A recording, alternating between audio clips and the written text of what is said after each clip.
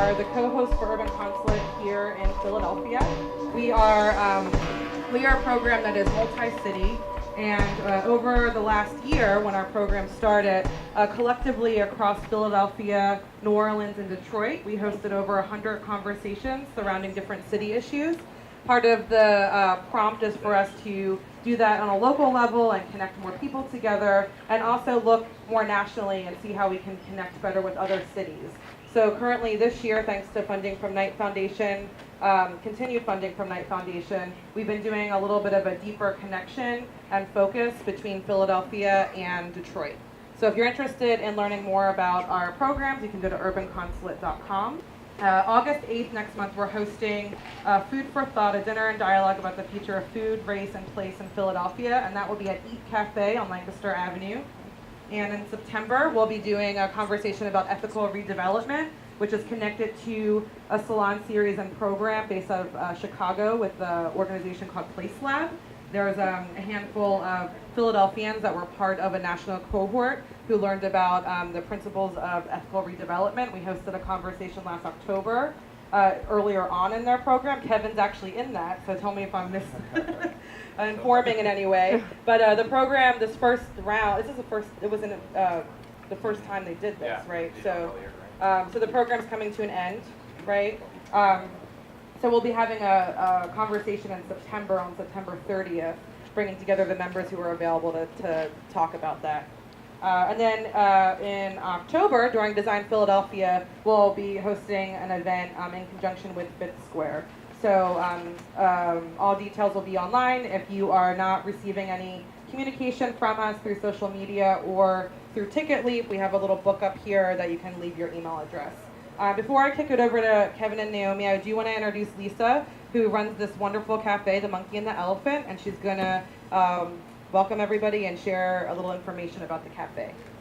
Here, I'll come over to you.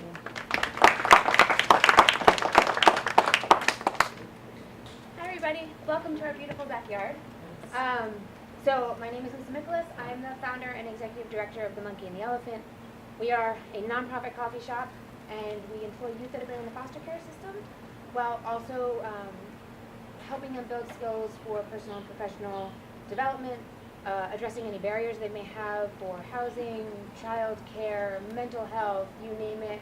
We do our best to support accordingly. If we cannot support in-house, we try to connect with resources in Philadelphia. That's basically my spiel. We are wholly a nonprofit, so there is a lovely donation jar, which I will put up near the register. So if you can, I would really encourage you to support us and support the programming that we offer here. And thank you so much.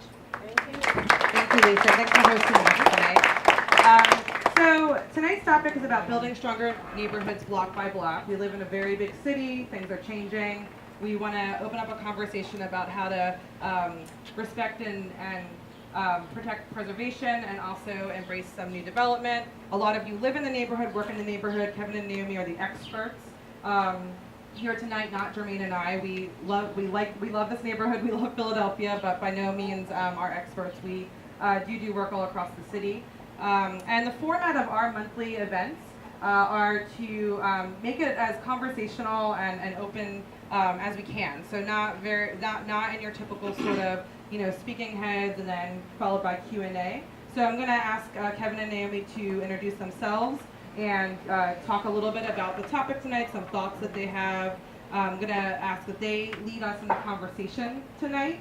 And also, again, very, very much want to encourage you all to be a part of this conversation. Again, find to ask questions of our special guests or to the group, and also to contribute thoughts, ideas, challenges, anything that might be top of mind for you. So with that said, I'll kick it over to you guys.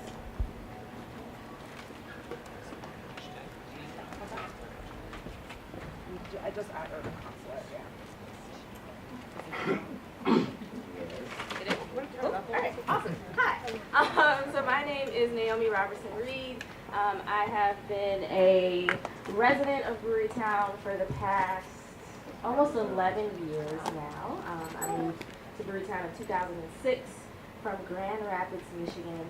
And I moved right next door to where Rye Brew currently is, so 28 14, if I'm not mistaken, West Girard. And kind of fell in love with the neighborhood and have been here ever since. And I've kind of just, my life has kind of circled around this part of North Philadelphia. So there was a point where I worked at Smith Memorial Playground on 33rd and Oxford, shout out to Smith. And also did some work with a Brewerytown neighborhood plan that was developed in 2011. I'm currently the coordinator of community programs at the Philadelphia Museum of Art. So again, I'm just right down the block. I tend to kind of stay within this radius. And I stay within this radius because I truly love this neighborhood. And one of the reasons why I've been so drawn to Brewerytown is because there's a really unique flavor about it. I love everybody that lives here. I love all of the long-term residents that I've gotten to know over the years. As much as I may not like them sometimes, I love them. I love them dearly. And I think that they lend something to this neighborhood that is really unique and something that you don't find very often in Philadelphia. So that's why I really love this neighborhood. I mean, of course, there's those other obvious reasons. It's close to Fairmount Park. It's close to downtown. Like, we know that's why everybody's moving here. So we know we have all these amenities. And I think the folks that have been here for a really long time always saw that. And everybody else is just catching on.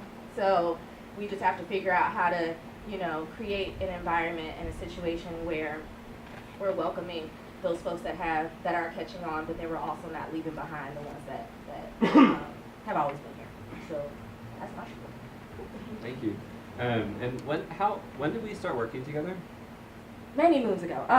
It was like 2011, I think. It was something like that. Maybe So 2010. yeah, it's been a while. Yeah. I also wanted to sort of pause for a second when Michelle provided her introduction, which was lovely. Thank you. But she said that Naomi and I were the experts. Facilitators. Yeah, facilitators. And so I in no way want to claim to be an expert on Brewerytown, on Fairmount, not even on the 2800 block of Girard Avenue. I am just one small piece of the community, and looking around, there's lots and lots of pieces, lots and lots of experts sitting around with us tonight. So I'm certainly hoping that we'll hear from all of the experts who are in the yard tonight. But just as a little bit of background about myself and why I'm sitting next to Naomi here, I started at Fairmount CDC in 2009 after graduating. It was my first job out of college. I was placed there as a full-time volunteer. I was in AmeriCorps Vista for a year. And it was this program that placed me to work at Fairmount CDC. It was like this pipeline to nonprofits, and I interviewed with a few nonprofits. I ranked them, the nonprofits ranked me. Someone placed me with Fairmount CDC. Truth be told, Fairmount CDC was at the very bottom of my list. I had no interest in working at Fairmount CDC when I was placed to work there. I knew nothing about it. I was a business student at Villanova, so I knew nothing about community development. Really very little about the city in general. And so it was this really kind of, interesting placement, I thought. But after working there for a year, from 2009 to 2010, kind of like Naomi, I sort of fell in love with the neighborhood, and I fell in love with the work that we were doing, and more specifically fell in love with the people who we were working with. So I stayed on for a couple more years. I eventually left and worked for a group called the International Downtown Association, which is a trade group of business improvement districts. So during those few years, I was working out of Center City District. And then a little over 2 years ago, came back to Fairmount CDC, this time as the director. So it was an interesting kind of observation to come back after being gone for 3.5, 4 years. In some ways, a lot had changed. The market had shifted along West Girard Avenue in a really significant way. But in other ways, not that much had changed. It was the same faces on Girard. It was the same faces making waves and making a difference. And so it also felt very familiar, kind of stepping back into things. So that's a little bit about myself and how I'm here. So again, I think the idea for tonight is to be very conversational about what makes a great block. And so I have a laundry list of things that I think make a great block, and I think West Girard, in particular, embodies a lot of those things. I think small retail, dense retail, access to transit, access to green spaces and parks, access to central business districts. These are all things that are very important. There's a human element, obviously, that's very important to making sure your neighbors are engaged, making sure your businesses reflect the neighborhood and reflect the sort of buying habits of your neighbors is really important too. So all of those things, any one of those we can talk about for an hour if you're nerdy enough. But I guess what I'm more interested in sort of from hearing from folks around the room what they think makes a great block, and then we're happy to sort of use Brewerytown, use Fairmount, use West Girard Avenue as a case study of saying, that does make a really great block, and we could be a lot better about doing that. Or, here's an example of where Girard really excels. So, did you have anything else to add?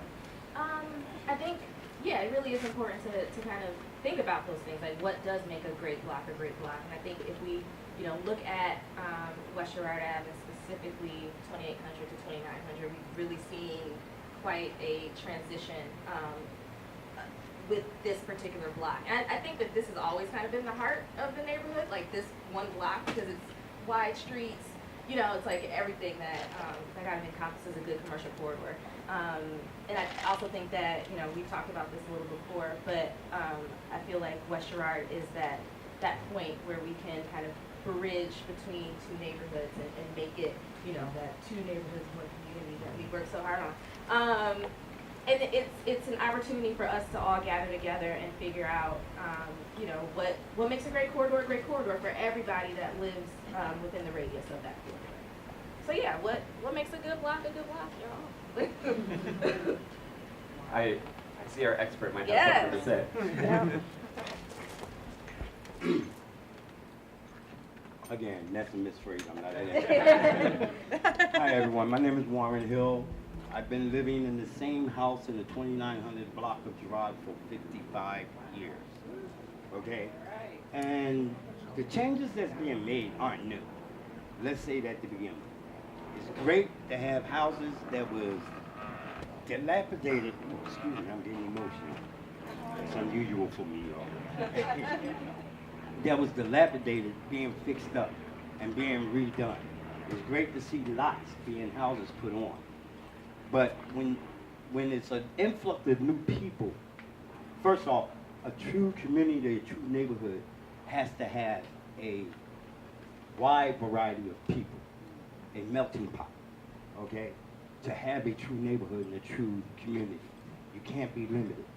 But at the same time, the influx of people that's coming in can't make the pre-existing people feel like they're unappreciated. They're not appreciated. And a lot of us feel that way. A lot of you don't communicate. You don't open up, yet you want to make changes. And you don't bring the older people that's been here, that's established, into the communications of those changes. It affects us as well as it affects you. So what you need to be more opportune to do is open up to the community that already existed here. Yes, there's problems, but amongst them problems, there are still good people. So you're going to find good and bad no matter who's in the neighborhood and what's going on in the neighborhood, because it happens all over the country, all over the world. All right? So, and I sometimes go on, so y'all got to come. Can you share a couple ways that some people who want to reach out to older, like long-standing residents, like are there some ways that you... One thing is, you can't, when you move into a neighborhood, you're saying that you like the neighborhood. But there's a lot of people that walk around the neighborhood as if they're afraid to be here. If you're afraid to be here, why move in? Okay? So what you're telling people is, we want to be here because the property value went up, and believe me, it has went up way more than it was 10 years ago, even 5 years ago. Okay, what I was being told my house was worth 10 years ago is nowhere near what they telling me it's worth now. Okay? People also feeling upset because they think people being underpaid for or offered less than what a house is worth so that they can get the increase when the new person buys it. Offer fair market value. I know if the house is raggedy, I'm not saying offer $2,000-3,000 for a raggedy house, but offer a fair market. Because people cannot move with $15,000, $20,000, and $30,000 to establish a new life. Even though they made the option to sell, you got to think about you're displacing that person. And that's a lot of things that people in the community is actually concerned about and upset about.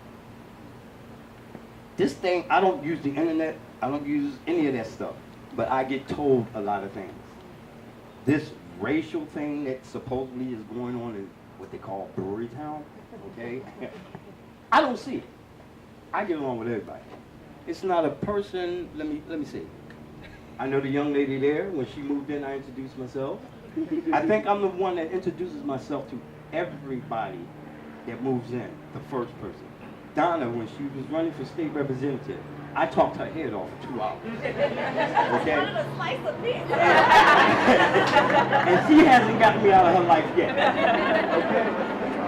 So, you have people who have insight. I'll tell you a little bit about myself. I grew up here all my life. My godparents owned the hat store on the corner where Pizza Dad's is. My godparents was Jewish and Polish. Okay? I grew up in the hat store. I grew up with my mama, but I spent most of my time with my godparents. There's not too many places around here I don't know about. But people, I guess sometimes when I look like a bum, because I can look like a bum, y'all. Okay? I can look like I'm on the streets begging for money at times when I don't feel like doing nothing to myself. But to speak to people, it takes nothing to speak. Half the time you speak to new people when they come in the neighborhood, they look at you like you're retarded. I'm not asking you for nothing but a greeting. Be free to greet. That's why you have, right now, we're having a meet and greet. Why can't you meet and greet on the street? Okay? I'm not asking you for anything. I'm just asking you for conversation. You ain't even got to stop and talk. Just wave. Hello.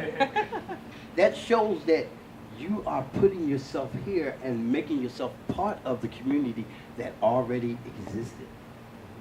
You cause conflict. Yes, Lisa. I will say that when we first came into the neighborhood. Don't tell them I declared myself as a splendid thief. I wasn't. You just did that. Yeah, I mean, I think one thing that I immediately noticed, like right when we started to do the build out and when I was just kind of lugging things back and forth from my car, was how friendly people were. And in a very different way than I have experienced in any other part of the city, that when somebody said hello to me, no matter what their age, race, gender, didn't matter, it felt genuine, as opposed to when I, in other parts of the city, or just generally walking around where I'm kind of like got my guard up a little bit more, and if somebody says hi, it might be because they're trying to send a different message. In this neighborhood, I have experienced that it just feels very genuine, and there's no underlying innuendo or whatever else behind that hello. I think, If y'all tired of me talking, tell me. Thank you. I think what it really sounds like, there's obviously a human component to a neighborhood, right? And it sounds like, what we want and what folks want out of neighbors is for neighbors to be neighborly and to be. We're looking for neighbors, not for investors, right? We're not looking for someone to buy a home so that in 5 years they can sell it for an extra $200,000. I think it's that notion of discovery, right? So it's like, you didn't discover anything. It's been here. Like, don't, I hate to use the term Columbus, but don't Columbus the neighbor. You didn't discover anything. We've been here. We've always been here. We've known how amazing this place is. We've been telling y'all, and now y'all, it's like, so just don't fake the funk and pretend like you're discovering something. And that is that notion of I've discovered something. I did an interview with WHYY this afternoon concerning gentrification in Brewerytown. It's a topic, hot coming after a couple Philly.com articles that were very poorly sourced and very poorly quoted. can't hit on anybody for saying what they got to say, but also it felt good for me as a business owner who has lived here for 9 years to be able to speak some piece about what's happening and what the work that at least my business, Crime and Punishment, does in this neighborhood. We've raised just in the last year $12,000 for local nonprofits. I want to see the government do that. I want to see PHA come in and do Myrtlewood and Hollywood. I want to come in and like, see, people like, oh, is he here? I don't know. Resident, whatever. Why are you making houses for $400,000? Why are you making houses for $500,000? Why aren't you making affordable housing here? Why aren't you making houses for $100,000, $200,000? Because these days, those are the affordable prices. Way too many houses. Like the conversation that I feel like I got attacked. I did. I got mentioned in articles without me being quoted. And like, oh, we don't know about it? Yo, guess what? I've shown up to 6 civic association meetings in the past 2 years. I know it's not enough, but I'm a busy dude. I gotta run a small business by myself. And it's more than a lot of people here do, and a lot more than people feel they're responsible for. And I give a shit about this neighborhood. I've been here when I moved to 26 in Girard 9 years ago, there were 3 murders the first 3 weeks I lived on that block. It was derelict. I'm sorry. Like, who's going to say anything about that? There's still heavy drug trafficking that occurs on Master and Jefferson at Myrtlewood and Hollywood. That's still a real life issue. Yeah. But I talk to these people. I know them. They're my neighbors. I live on 31st and Master. I bought my house 4 years ago there. What's intriguing? Thanks for the microphone. But like, I'm just trying to. I personally am passionate about justice, equality, and when the MP someone comes from NPR and is like, oh, I want to talk to owner manager here about gentrification in Brewerytown. Is anybody here? I'm working on I'm trying to throw a party this Saturday. I'm flooded with shit. Oh, no, I can sit down with you for an hour and a half and actually get real with you about what goes on in this neighborhood. I don't mind that. Don't misquote me on stuff, though, because here's the thing, dude. I talk to neighbors around here. They're just like, Mike, I don't like your beer. Cool. Like, that's totally fine with it. That doesn't mean I have some sort of bad relationship with you. Like, I know my neighbors. Like, so, I'm not here. What the problem is, maybe you can call it a problem. Yes, we have a homogenous customer base. That's what craft beer is too. It encompasses America in that sense. But it's not something. I feel an injustice on myself when I'm misrepresented, but I also know that there are people in this neighborhood whose voices are not heard. At the same time, my message to this NPR, I can't even remember her name. She was looking for quotes. She was looking for shit to like stir the pot more. It's like, no, cut that out. Like. So I'm gonna have to cut you short, Joseph. And I just want to, because I want to ask a question really quickly, especially like when we talk about, because we're thinking about like what makes a block, and we're specifically thinking about a block that is on a fairly major commercial corridor, right? So like, what are the ways? And you can of course, you can chime in because you're a small business owner on the block and you've been here for a fairly long time. But how do you think, or how has your experience been with figuring out how to bridge the gap between new businesses that have been on the avenue and the residents that have been here? It's like talking to your parents. Do you ever talk to your parents? It's really hard. It's really hard to relate to them. It's a complete different generation. You have to communicate. Dialogue is the key. But I think at the same end too, it's like it's not going to like result in some sort of like peaceable, like everyone comes here. It's like this beautiful, like ideal of relationship. Perhaps it's the first time many of you are here for me. I'm quite an introverted I'm an incredibly introverted human being. I'm not the best representation of a business owner, but I bought a business, and I run it. I didn't buy a business. I fucking opened the business on shoestring budget. Quit my job working as a school psychologist for 4 years in the elementary school. I'm quite passionate. I worked with Give and Go Athletics. I raised $1,700 last year for Kelly Elementary, $1,400 for Robert Morris Elementary School to pay for their art and music supplies. Who the fuck is doing that in the neighborhood? Like, I'm being real. Like, don't. So I'm just saying, block to block, talking to people. Yeah, talk to your neighbors. It's really important. Okay. I know my neighbors. Reid and Leola know me. Okay, that's great. So let's have Darnetta answer. Let me just say this. Yeah. I probably could be your parent. Darnetta. One of the things that I think most people appreciate is just common courtesy. Hello, how are you? I mean, not how, just hello, good morning, good afternoon.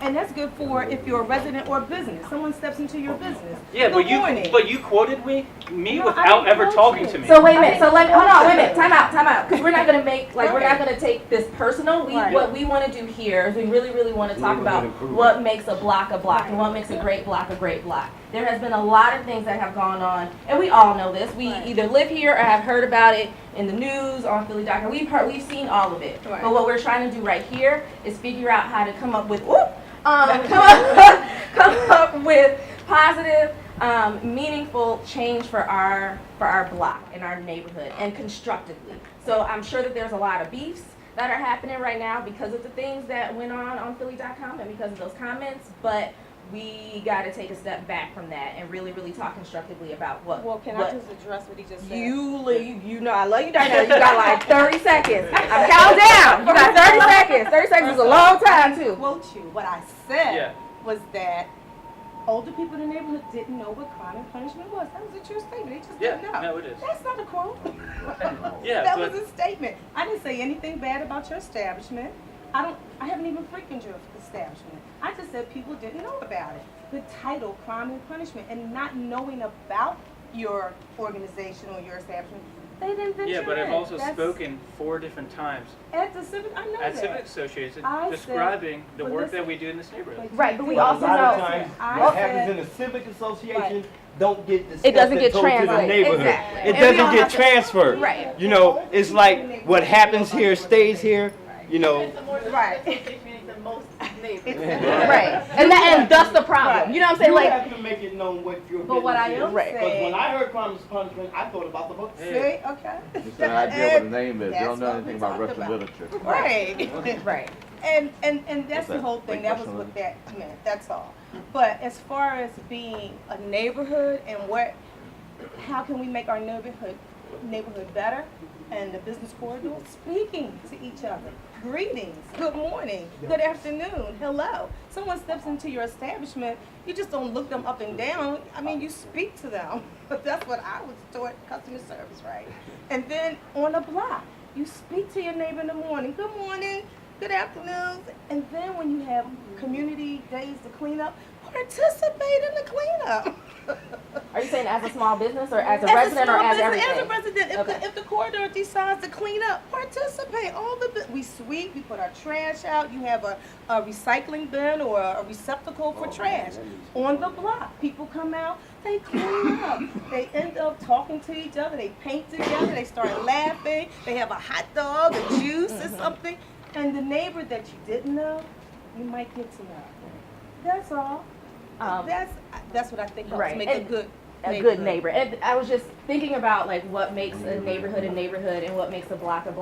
I thought about, and when you were talking about how, you know, like neighbors, if you come out and clean and you get to know each other, a lot of the work that we did at Smith Playground was about free play and outdoor play and how that affects a neighborhood. So like what I saw when I was at Smith was that kids weren't going out and playing, right? So if the kid, for whatever reason, and it could be safety reasons, it could be, you know, it could be technology. It's a whole host of reasons, right? Why kids aren't going out and playing. But when you have kids out there playing, you also have parents out there. And you have parents out there talking to each other. And you have people that are fellowshipping with each other in a real way about their children. And that's, you know, like nobody plays about their kids. So if y'all are out there together talking about your children, forming those relationships, and that's a really, really organic way to create a neighborhood and to make a block, right? So how are the other ways that we can make a block yes? So I just want to echo everyone's comments. It doesn't feel like it's on. Yeah, it's okay. Of course, dialogue and communication are so paramount to making like a block what it is, right? Engaging with your neighbors, it's so important. It's one of the reasons why I chose to live on the block that I live on. When we were looking at houses, this is my husband. When we were looking at houses, we walked the streets of Fairmount, Brewerytown, Francisville. I so badly wanted to go to Francisville because I had a connection with, I don't know if you guys know Penny over there. She is amazing. I'll tell you how many people on our block before we even lived there, as we were just checking out houses, hi, how are you? How's it going? And that is something that did not happen on so many other blocks, right? And that was immediately what drew us to our block. And ever since then, our neighbors and us, if I see them, even if I don't have time, hi, how's it going? And then I run to my car to get to work. But that's all it takes. When we have time, we stop, we talk, we have a conversation. So that's such an integral part about what makes, for me anyway, a block so awesome. But I think another thing for me is just continuity, right? We've seen so many changes happening on Girard Ave, and it's been really cool to see businesses coming in, to see things happen. We may not all agree on whether we need an extra bar, an extra restaurant, or what the businesses are, but it's been really cool to have a place for people to go.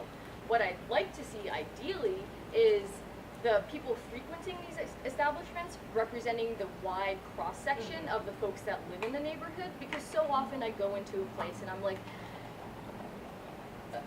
where are my neighbors that live here, right? I don't recognize anyone there. So I think continuity in a block is really cool, and I think that's really exciting for Girard Ave. There is a lot of stuff happening. There's, businesses are coming here. But what I really want to see is how can we engage with each other, and how can we, bring the folks that have been living in the community for a really long time out to these places, and how can, we as new folks moving into the neighborhood engage with them. That's all. I think you make a really good point too, because I think one of the kind of questions, sort of stepping back a bit, one of the sort of original questions of the whole gathering tonight was, how do we balance development and preservation, and how do we literally build a corridor that's a strong corridor that reflects the community that it's in, and is a stabilizing factor for the neighborhood. And I think that's one of the things that West Girard probably most has going for it, as opposed to so many other commercial corridors around the city. So at Fairmount CDC, we work down to Fairmount Avenue too, and I love Fairmount Avenue, but Fairmount Avenue doesn't have the storefront after storefront after storefront, block after block that West Girard Avenue has. And I think And they're beautiful, amazing buildings with these gorgeous storefronts, and it's nice to see them inhabited and see folks going in and out. Right. So. Well, and exactly to your point of folks going in and out, so there's a human component to the way a commercial corridor physically looks, right? So if you have storefront after storefront, all right up to the sidewalks, it means that your customers, your neighbors, they're all going to be walking on the corridor, and that's where I think these micro interactions, these hellos, these highs, that's where I think, we could all do a little better at using those encounters, and using the encounters that our really well-preserved building stock affords, using those encounters to try to build those relationships between neighbors, and using those kind of micro interactions as a way to maintain that sort of original sense of community that Naomi saw when she first moved here, of everyone being genuinely friendly and genuinely social. We have the built environment to facilitate that, and now what we need to do is as a community, as a neighborhood, make sure we communicate that that's an important part about being part of this neighborhood and being in this community. I'll try and be brief. Okay. Just to build on that, right now, I can, beyond being icky, it feels very predatory, actually. Yeah. I can tell you, I easily get 5 solicitation letters mailed to me every week. each one more insulting. We'll buy your house. Don't worry about the bugs. You know, that kind of thing. I can only imagine that all of my neighbors are getting the same letters. I will openly admit on camera, I pull down all those "we buy cheap houses." Because again, they point them at my neighbors. My neighbors are the reason that I moved here. I live on a block where, when I moved in, there were 3 families that had multiple generations living on the same block. I moved into a community. And I think that that's being destroyed because there's no more affordable housing. We go to these neighborhood meetings when we talk about zoning issues, where these plans are being put forth where nothing is less than $300,000. You're not going to graduate from college and move on to the same block that you grew up on. It doesn't happen anymore. And so I think that in a very long way to get around to answering your question, I think we can't look at the development of the commercial corridor without considering the development of the neighborhood at large. There's no way to consider developing the commercial corridor for people who are already existing in here for generations if behind this commercial corridor we're working on moving them out as quickly as possible. It doesn't work. It has to be a plan that considers everyone and the entire neighborhood. You have to hold the developers accountable. Absolutely. You absolutely. I am a developer in this neighborhood.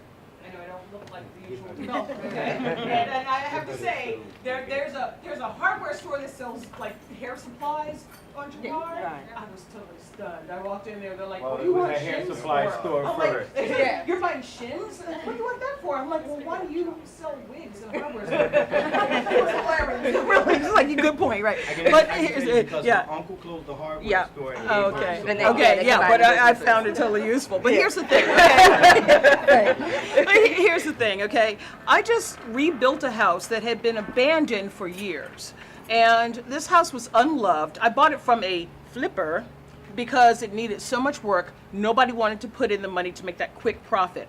My business model is not making a quick profit. My business model is developing quality, affordable homes for people. The house sold for $240,000. Okay, that's pretty decently affordable for a lot of people. Okay, and it's a beautiful house. No corners cut. Extra beautiful stuff in it. It's a great house. But we also have developers who come in and they put up garbage, or they get zoning regulation. They put up the 3-story with the roof deck and and I'm not saying that that's not valuable, because in some cases it is. Sometimes you want families to have a house big enough so that they don't have to move to Wynwood when they have babies. Okay, so that's that. But the thing about it is, we have people who've lived on Dover Street, who've lived there for a long time, and they rope off the street every summer so the children can play. And the other contractors are like, I can't believe they're doing this. I bet it's not even legal or whatever. It's like, you know what? You need to talk to her and settle this, because she's been here way longer than you've been, and she'll be here when you're gone. And y'all need to get that straight, because you can't just come in and take from this neighborhood without giving something back and without recognizing what people are. I go to her and I say, hey, I got somebody coming in from 12 to 2. Can I come through the little rope you got set up here? She says, sure, you can come in, because that's how the relationship I build with her, because I'm not trying to take something out of this neighborhood. I'm trying to put something back in it and make sure that the people who live here don't feel strangers in the neighborhood that they've been in for 30, 40, 50 years, like Warren. Amen. Yeah. There's about 4 issues brought up. Okay, 4 things. First, the regentrification. I don't see a regentrification. Yes, I see improvements being made. Okay, I do see improvements being made. I do see restructures being made. But when you got a neighborhood where most of your people are older, elderly that's in it, y'all got to think about that tax base that's going to hit. Because all of y'all that's buying these new houses, y'all got a 10-year tax rebate. Okay? Y'all not contributing to the schools as far as your houses is concerned. Y'all not contributing to the schools. Y'all not contributing to the neighborhood. Y'all getting over like a fat rat. And then you want to sell your house in 5 years, and that next person who's not buying a new house, which is the abatement is based on a new house that was built, that was bought, that's 10 years, they still get to carry the next 5 years when they're getting an old house. It's a used house after 5 years if somebody else is buying it, so they should not be carrying on that 10-year abatement. If I bought a house from Donna, and Donna had bought a new house and she leaves in 5 years, I should not be able to continue with her abatement. And that's what's going on. So, yes, you're cutting people out. The older people can't afford. Thank God I was in the Marine Corps and I'm at the right disability factor. I don't have to pay taxes, okay? I'm exempt, but everybody's not exempt, okay? My money from the government is exempt. I don't have to pay housing taxes. You know, my taxes on housing, real estate taxes, whatever you want to call them, you know. But I contribute in other ways. You were saying you give to Robert Morris last year so much. I'm the president of the Home and School Association of Robert Morris, and I ain't never seen you up there once. Okay?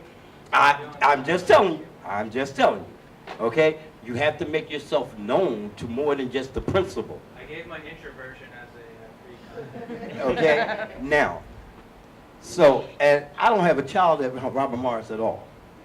The other thing is, in order to build on the schools in the neighborhood, people who don't have children and want to have children, we need not just parents, but community members to participate within the school, Home and School Association, to make it better. Because coming down the line, there's not going to be any schools in this neighborhood. They already tried to get rid of Robert Morris twice, and it's the only elementary school right in this area. And everybody wants to send their kids outside of the neighborhood. Make the school that's in your neighborhood better by participating in it. Then you won't have to send your kids outside of the neighborhood. Okay? Because without you, the schools can't be successful. And without the parents, we're not going to talk about them, but without the parents, the schools can't be successful. So I go through hardship every year. I've been on the board, on the Home and School Association board for 2 years now. Next year will be my third, and I've really been considering leaving because parent participation is very, very rare, almost non-existent.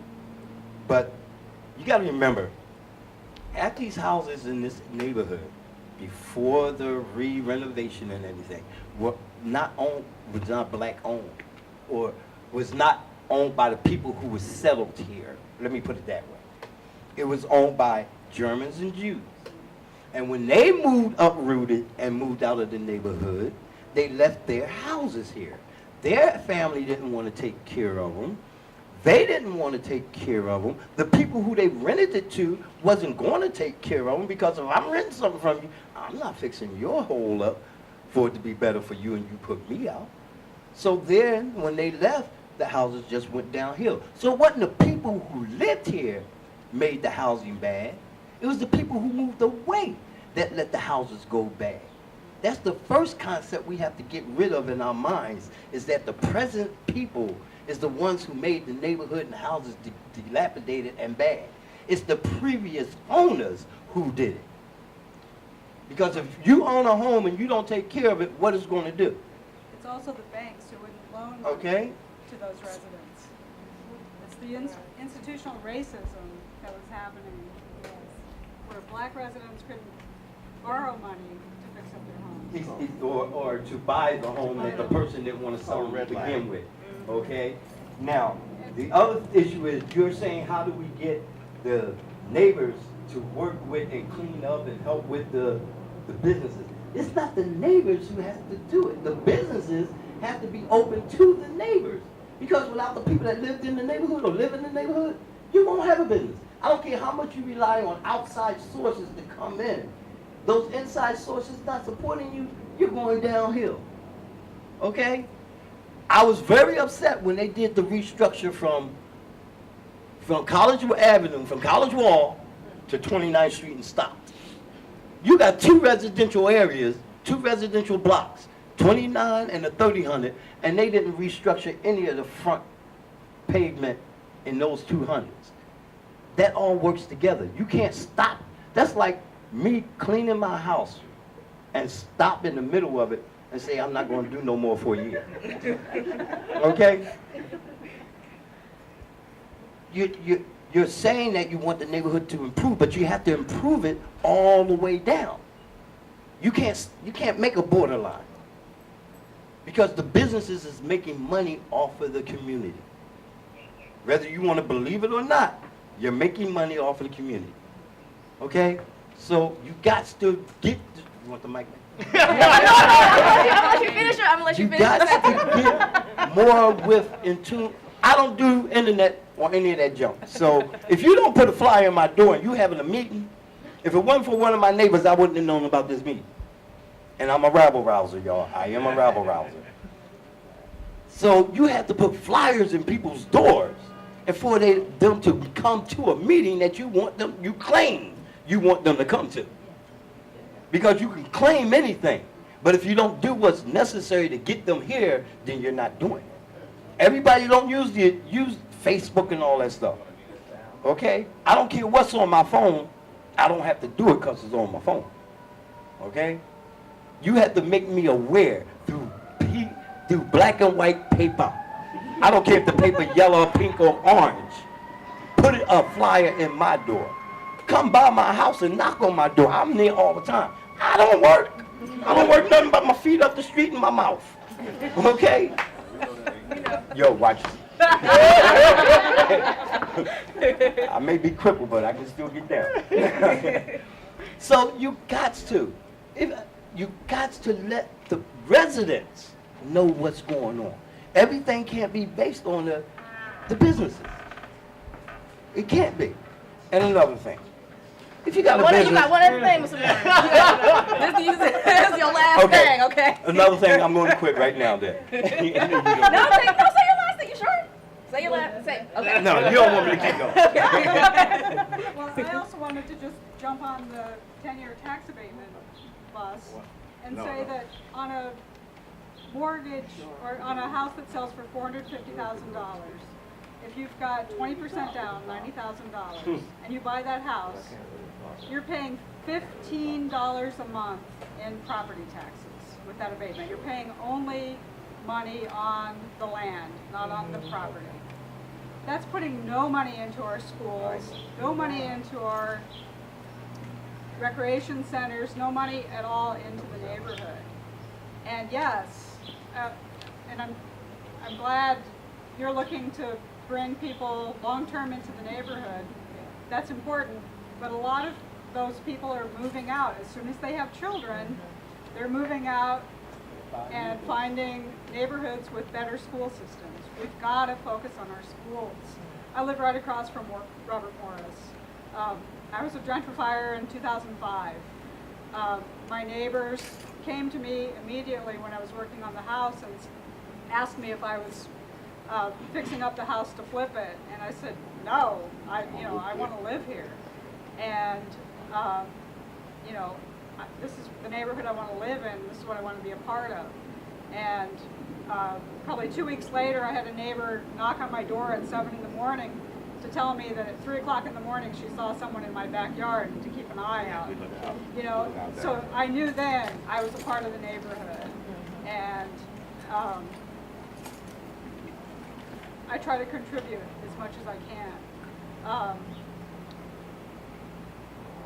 The 10-year tax abatement, I think, it spurred development in the city when we needed it, but I think it's past its prime. Yes. We really need the money to go into our schools.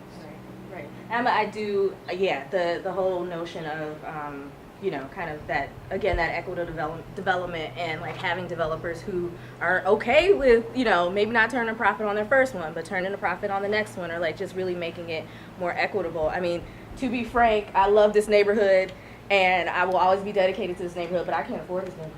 I can't. Like, I can't stay here. Like, I can't, there's no way, like, for real, like, there's no way that I could feasibly buy a house in Brewerytown at this time. But one of the things we can do is have developers like me contribute into the system, because honestly, the tax abatement in terms of the attractiveness of the home is not as big of an issue as you would think.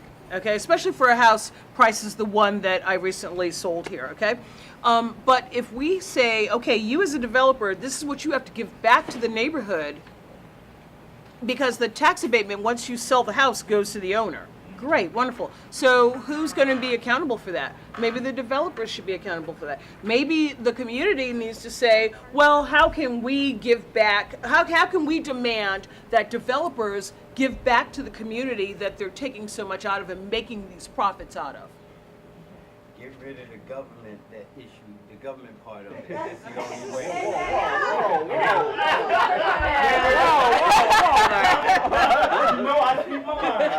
And I love you for it. We love you.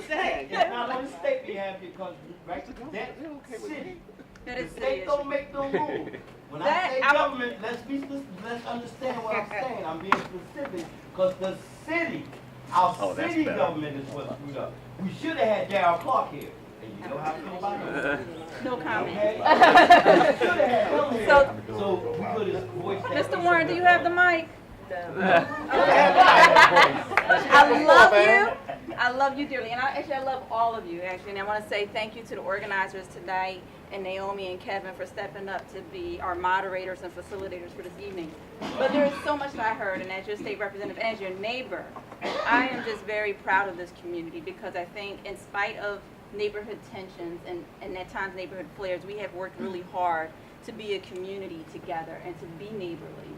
There are instances, of course, where that doesn't happen, and we need to work with all of our neighbors. I live in Strawberry Mansion. I remember when I first moved on my block, and my block still looks the same that it did when I first moved there. The kids, like you mentioned, would tell me every car that stepped on, that rolled up onto my front of my house and knocked on my door, what were they wearing, what car, model, make, color, everything. So there's that sense of community and looking out for each other here. And I think in a broader sense, we need to continue to do that. And there's several issues that I heard today. One, you're absolutely right. We have to hold our developers accountable. And when I was in city council as a staffer, I worked very closely with some of our civic associations to have community benefits agreements. And to look at, well, if you're looking at property, particularly if you're getting city property, how can we leverage that city property and to bring down some of those home prices from 300 to 200?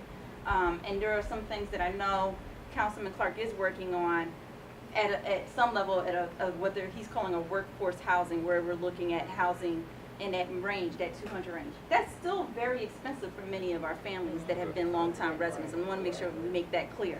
You say that number, and that still scares some of our residents.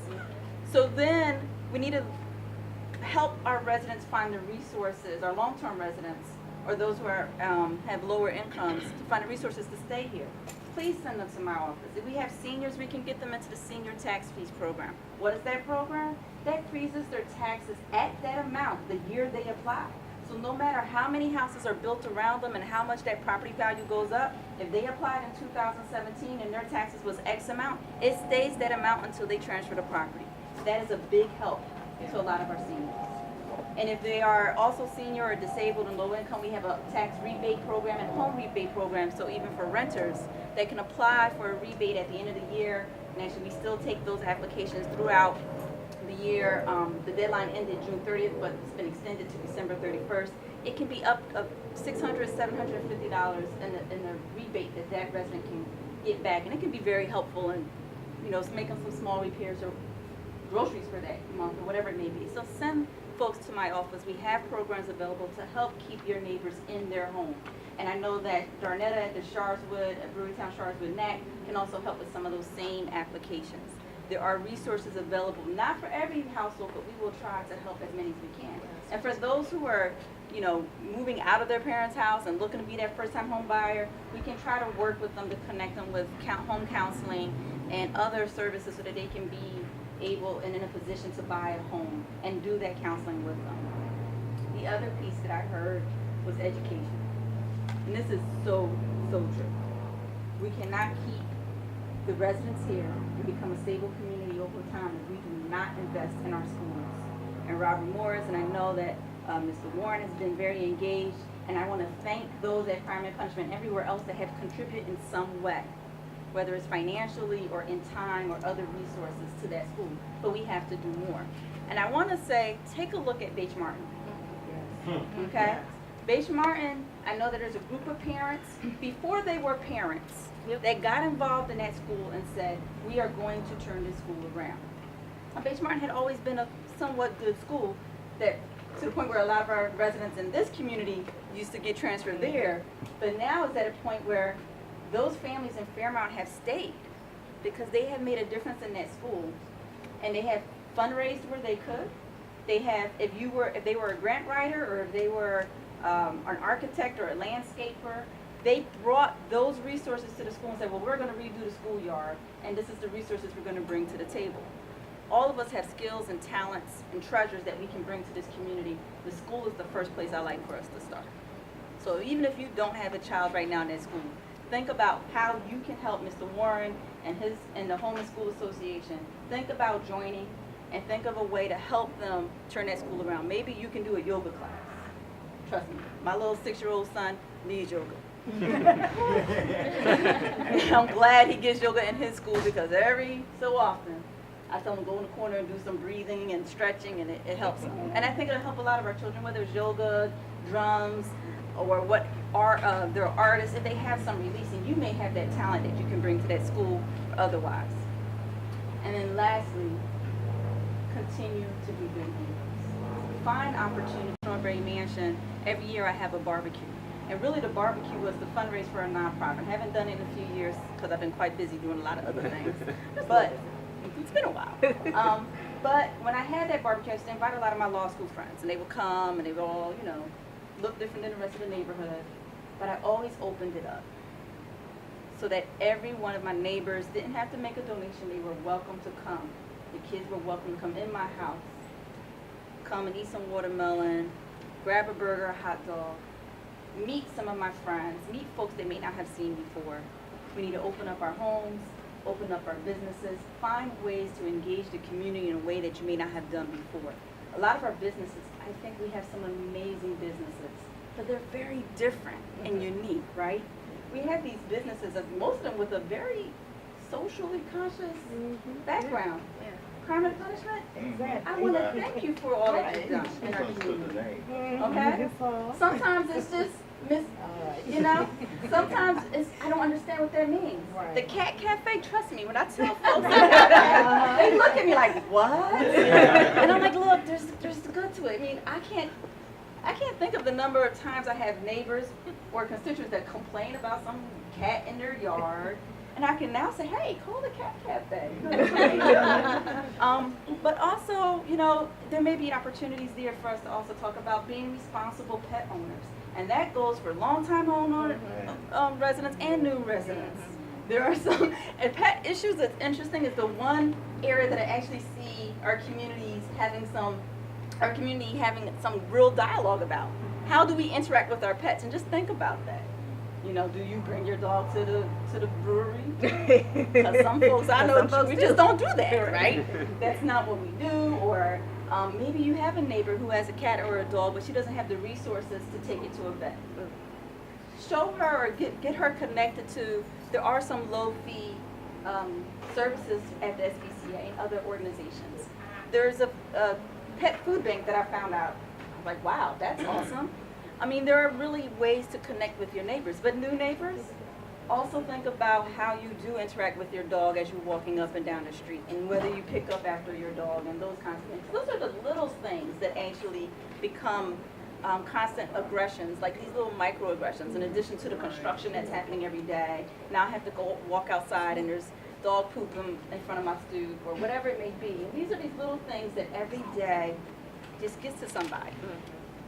So think about all those ways that we can really open up. And I see this in some of our community activities and some of our businesses that I know are doing these things. And one example for me is always the Brewerytown Garden. Because every year when I go out to their event, I see new neighbors, I see old neighbors, young, wiser, right? From all over. But it's just a beautiful event. There's music, there's food, people share their different recipes. They pick from their garden. It's just one of those other meeting points. Again, it's a community garden, but it's a meeting point in our community where we all meet up. And I think we've talked about that. Find ways where we can all engage. Open up your business doors and have a sidewalk, display. My office, we do a book display, and many of you have many have seen it. And what we noticed is that by putting the books out, it brought people into the office. New residents, old residents, kids, seniors. Hey, you got books here? Who knew? Books. So find a way to engage folks. And then talk about what your business is, because many new residents walked in and said, well, what do you do here? What is a state rep office? So I had to do some education just as much. But we have great businesses. Monkey and Elephant, I want to say thank you for opening your space to us this evening. Lisa's been awesome, but it's another example of just another great business on our corridor that has opened their doors and found ways to engage the community and make sure that the community understands who they are and what they're about and that they're welcome here. Do that on the corridor, do that on your block, and find ways to really be neighborly. And if you haven't been to my office, please come. Please come. I mean, we are trying as much as we can as an office to be visible on the corridor and to be visible in the community. Next week, Naomi, you'll be happy to know we are having a playground tour. So we'll be having pop-up offices at various playgrounds throughout my district, and Francisville and Spring Garden, and my staff says yeah because they have to run around with me. But let's do those things and find ways to do that. And if you're not on Facebook, or if you have flyers and you don't know how to get out on Facebook, bring it down to my office because I will post it. I have walked by on Saturdays and seen our neighbors looking at my window to see what's going on.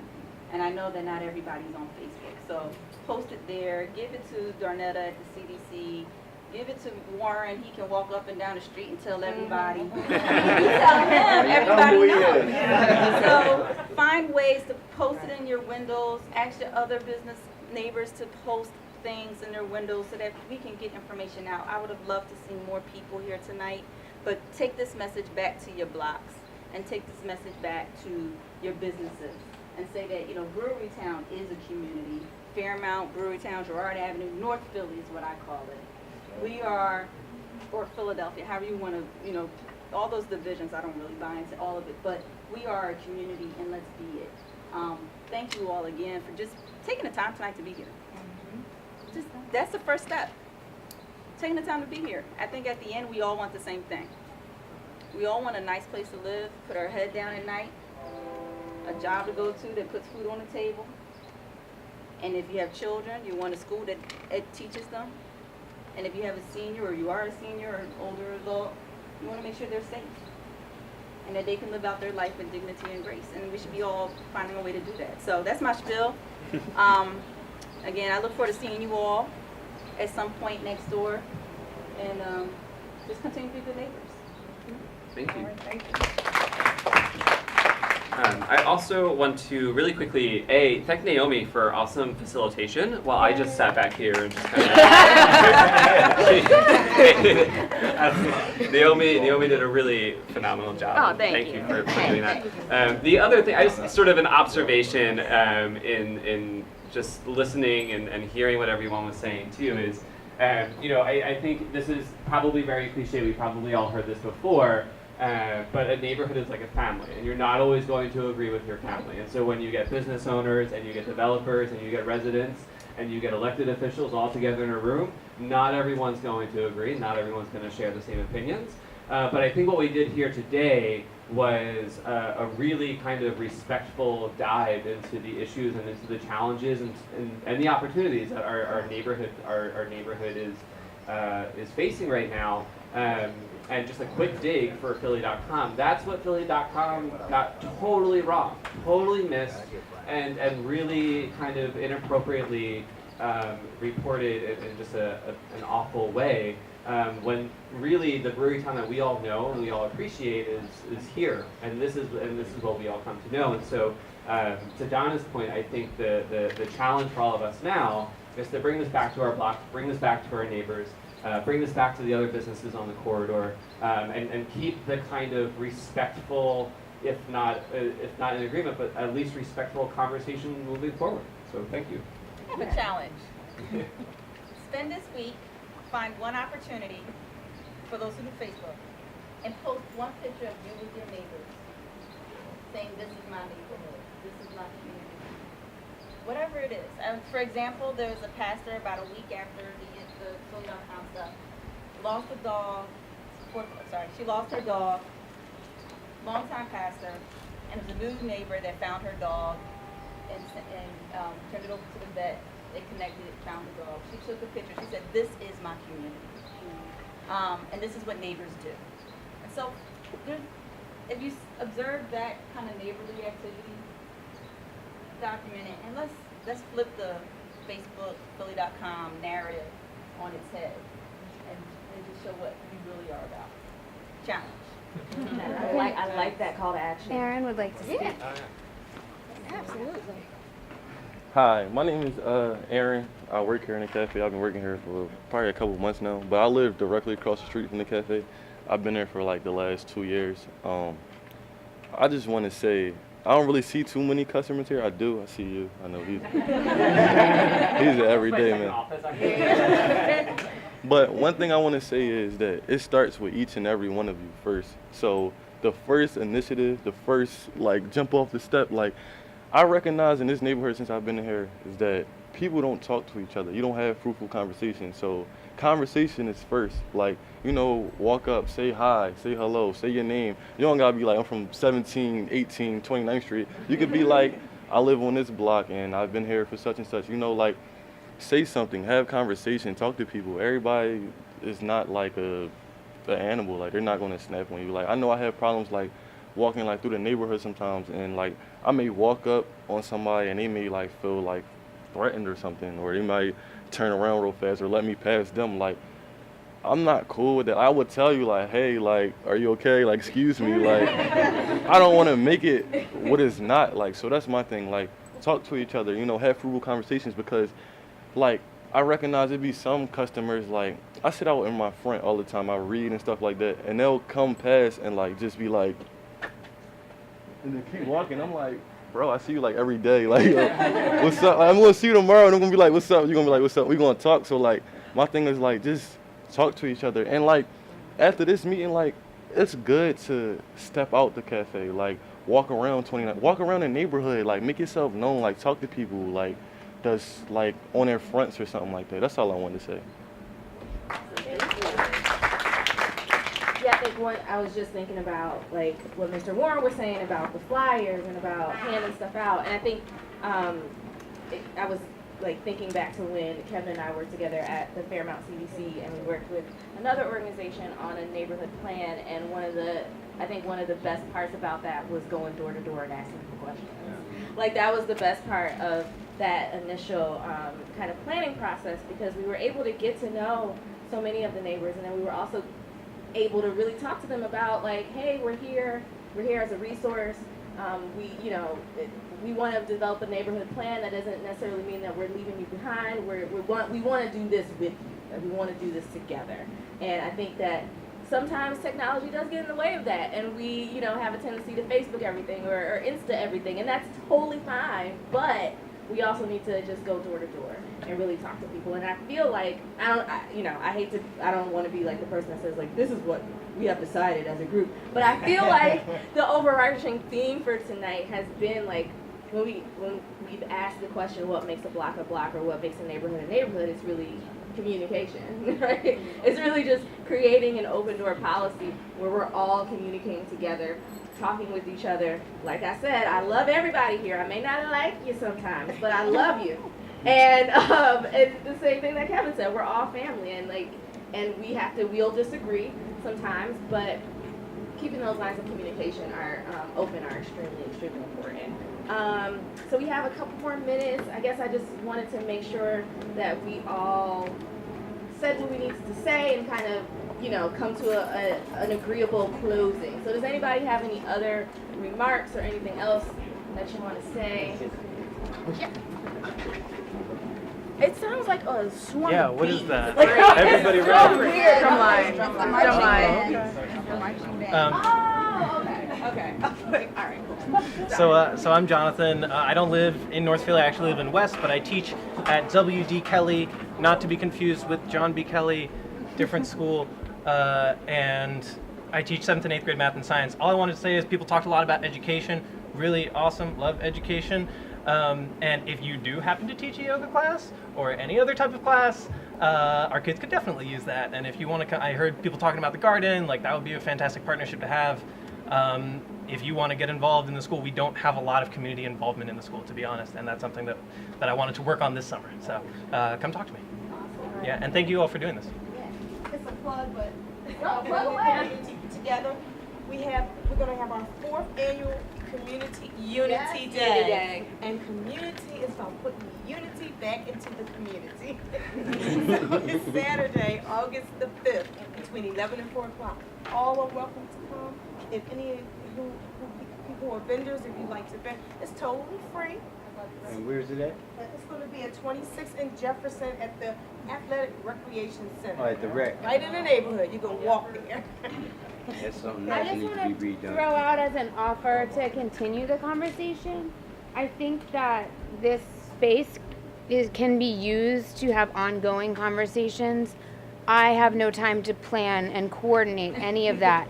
So if anybody here wants to set up some sort of monthly, bi-weekly chat, meet and greet time, our upstairs table fits 10 to 12 people.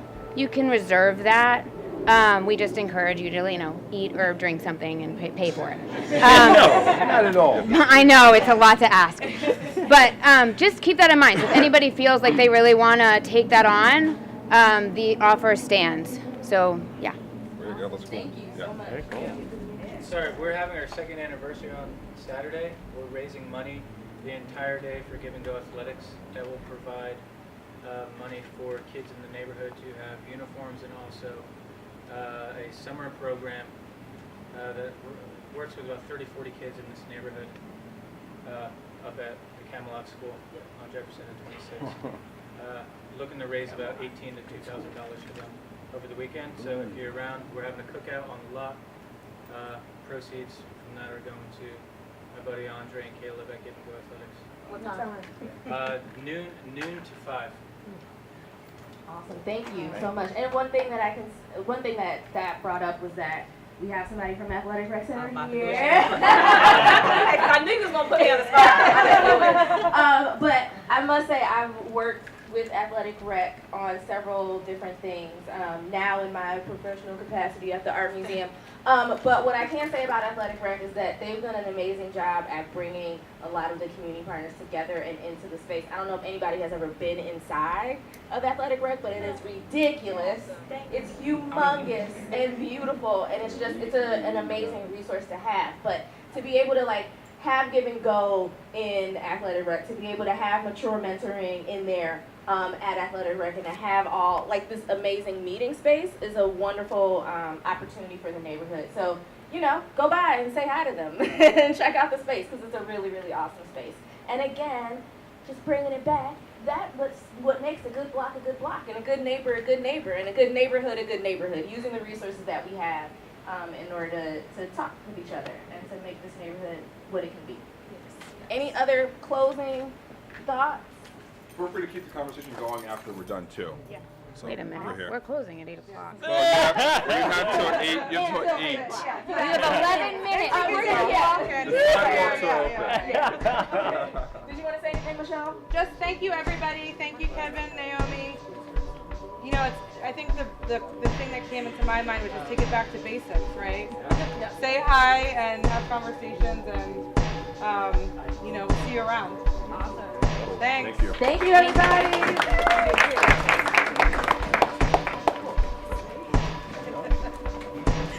Nice meet you. I live sort of in the neighborhood. I'm on the intersection of Strawberry Mansion and Brewerytown. Oh, cool. Okay. The 30th Pacific Moran. Okay.